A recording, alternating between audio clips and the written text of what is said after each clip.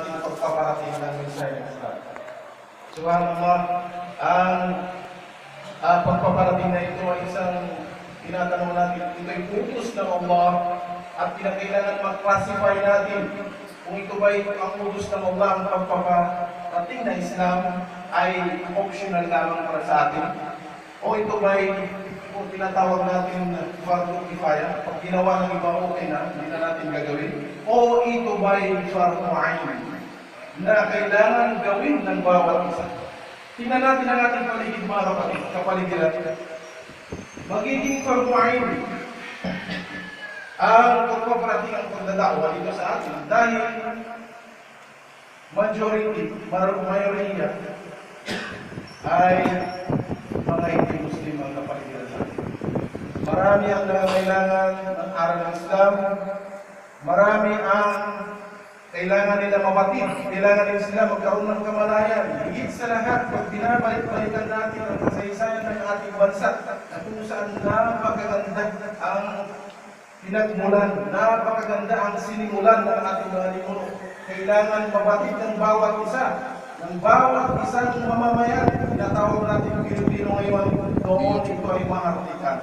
Noon ito ay tayo ay mga lahi na nanggaling sa mga tinatawag na sumasampalataya sa Allah Subhanahu wa Ta'ala.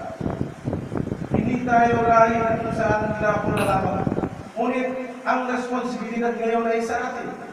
Kailangan huwag natin pabayaan yung ating kadugo na sila ay nanggaling sa dugong bukaw na tinatawag, nanggaling sa Malay race na tinatawag, na kailangan natin may share ang aral ng Islam. Kahit pa man tayo ay nanggaling na, kung sasabihin natin sa ganong sitwasyon o ganong tinatawag na mga ninuno, pag wala tayong efforts, ayusin, ilagay sa tama ang aral, ang mga gawain bilang isang Muslim, ay mawala rin ang saysay, ang ganda ng pinagdaanan. Kailangan yung ganda ng pinagdaanan ng ating mga ninuno may lagay sa tama at manuman mali. Marami tayong mga traditional ginagawa, mga ritual sa ating lugar, especially sa ating sa Mindanao, na ito ay kung titingnan natin at ilalagay natin sa experimentation ng mga pag-aaral ng mga ulama ngayon na ilalagay sa tamang aral ng Islam ay fail, mga kapatid. Dahil yun ay maraming mga hindi naayon sa batas sa aral ng Islam. At kailangan natin ito iayon. Ito na yung pagkakataon. Maraming taon-taon nagka-graduate mga ulama sa Madina, sa Makkah, locally sa Baguio, at Maharib at mga ibang lugar pa. Kailangan yung mga efforts natin, yung mga knowledge, yung mga aim na ito, may saturate natin, magamit natin ng tama upang walang maiwan kawawa mga kapatid natin na sila ay nagwawalan, sila ay nakapilit ang mga mata na tayo naman ay nagtatawasa sa magandang nakikita natin, na magandang nagtutuklasan natin. So hindi natin kaya iwanan ang ating mga kapatid. Dahil ang magkakapatid sa pananampalataya ay magkakapatid na tunay.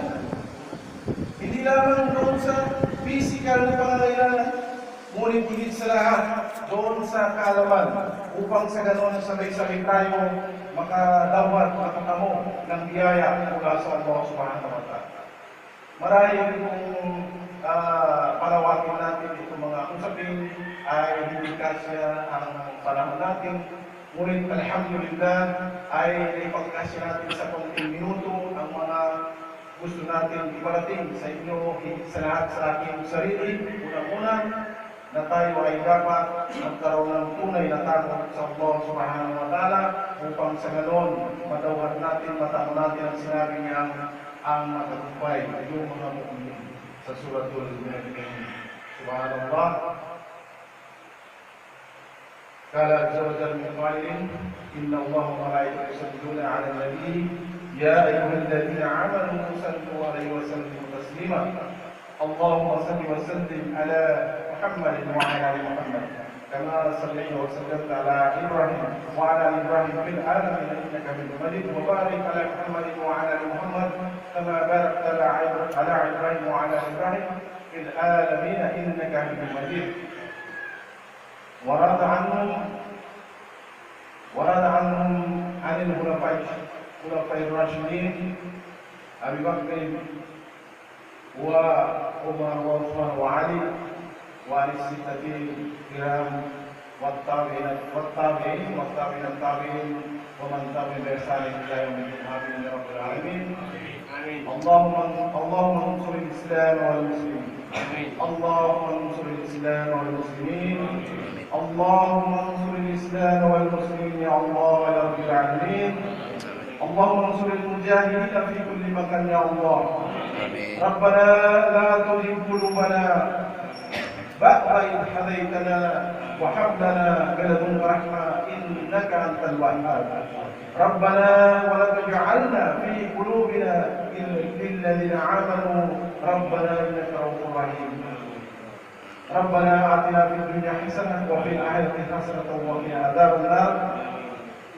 Ya Allah, patawarin mo ang aming mga kasalanan, patawarin mo ang aming mga pagkukulang, Ya Allah, patawarin mo ang aming mga katamaran sa paggawa ng iyong mga inuutos, Ya Allah. Palitan mo ito ng mga bagay na kung saan magbibigay sa amin ng lakas ng loob, magbibigay sa amin ng lakas ng aming pisikal na lakas at lakas ng aming kaalaman. Ya Allah, huwag mo kami pabayaan sa mga material na pangangailangan namin upang mapagpatuloy namin ang pagpapalaganap ng iyong relihiyon. Ya Allah, wala kami ibang nasahan maliban ikaw lamang, Ya Allah. Ya Allah, ang aming buhay at aming kamatayan ay sa iyo lamang, Ya Allah. Kulit na salati wa nusuki wa mahayari wa mamati lillahi rabbil alamin. اللهم اغفر لنا من ازواجنا وذرياتنا قرة اعين واجعلنا للمتقين اماما يا الله. ربنا سبحان خالق النور. ربنا اعطه لنا نورنا واغفر لنا انك على كل شيء قدير برحمتك يا ارحم الراحمين. عباد الله، أقم الصلاة تنهى عن الفحشاء والمنكر ولذكر الله أكبر والله يعلم ما تصنعون.